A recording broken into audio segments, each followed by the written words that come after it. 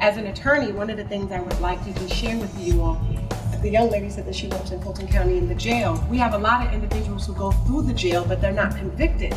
And so those individuals qualify for their records to be expunged. And so oftentimes if you get someone and they're simply saying to you, I've been arrested, I served time in jail, a lot of times there's up to 12 months that they may be incarcerated without a conviction. So you may very well be dealing with someone who is not a convicted felon or one with a misdemeanor record who could clearly qualify for employment opportunities with or without mental health issues if you know that up front or can research that for them. And for $25, and in some instances for free, they're able to get those records expunged. And that document is available online and available to either the local district attorney's office that initially was going to prosecute them.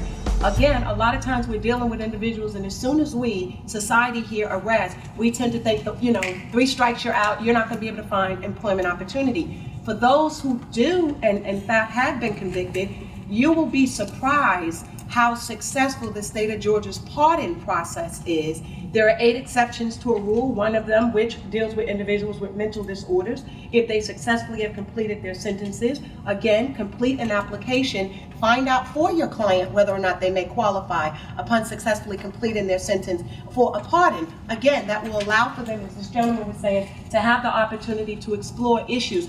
I like to use the term HIMSS, and while we've been growing up hearing 3 strikes and you're out, most of us know respectfully, particularly in the African American and Latino community, it isn't a 3 strike and you're out. It's 1 strike. That first arrest for most of our youth resolve in what I call the HIMSS system. You can't get housing, you can't get employment, therefore you can't maintain and you can't support. So even as an attorney, these are things that we work diligently toward. So again, respectfully, look for those things. Find out if they were convicted under first-time offenders treatment. Because again, if they're convicted under first-time offenders treatment, they're not treated like the standard felon or individual with the record, and there are things that you can effectively argue for them.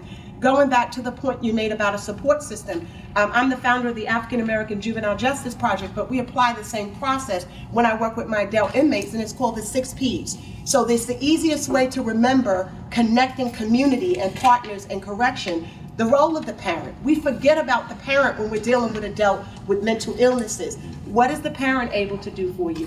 What is the local pastor in that church community able to do? What is the school or the principal able to do?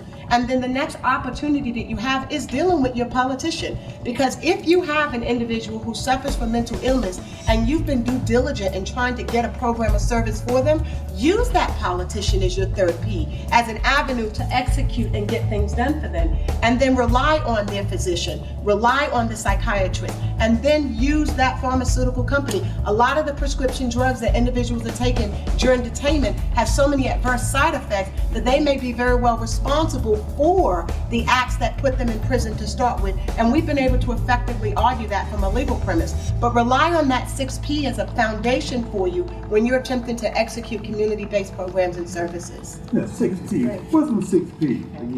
Parents, pastor, politicians, pharmacists, psychiatrists, and the physician.